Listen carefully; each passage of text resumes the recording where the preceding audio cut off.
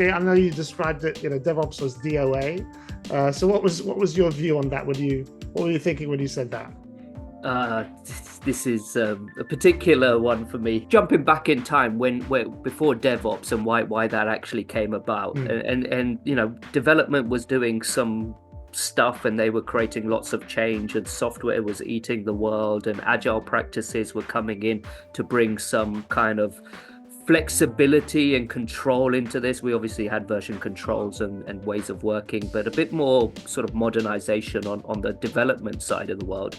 And operations was very stable and static and so on. And these worlds were meeting, and it was turning into chaos. And DevOps, when it was born, was a philosophy.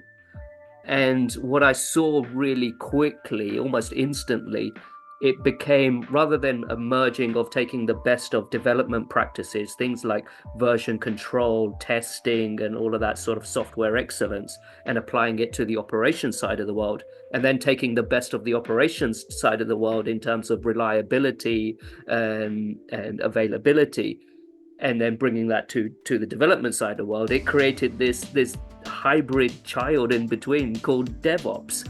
And it became about the tools and people who are running Jenkins servers and CI/CD and doing release management and so on became these DevOps engineers. And it was like, no, that's not what this was supposed to be. Yeah. And then because DevOps is not prescriptive enough like Agile, like if you apply the Scrum framework, it's quite prescriptive. But DevOps wasn't prescriptive, so then you end up in this chaotic mess, and this is where things like reliability engineering came in, because you need something prescriptive to bridge this gap. And so that's what I mean by it was dead on arrival. The moment it came, people just created this middle gap rather than what it was actually supposed to be, which is get devs to do ops stuff and ops to do dev stuff and bring the two much closer together. We actually did the opposite and brought them even further apart by creating this big wedge in the middle called the DevOps team.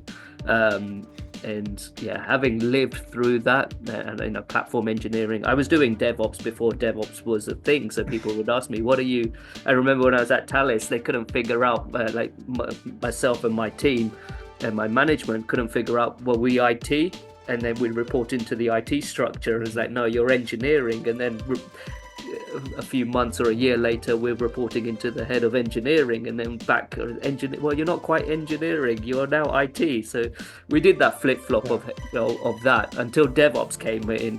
The term was great, but how it was implemented and so how it became this Frankenstein of technologies, it pains me. And we still do it today. The amount of DevOps engineers I see on CVs, and it part of me dies inside every time I see it.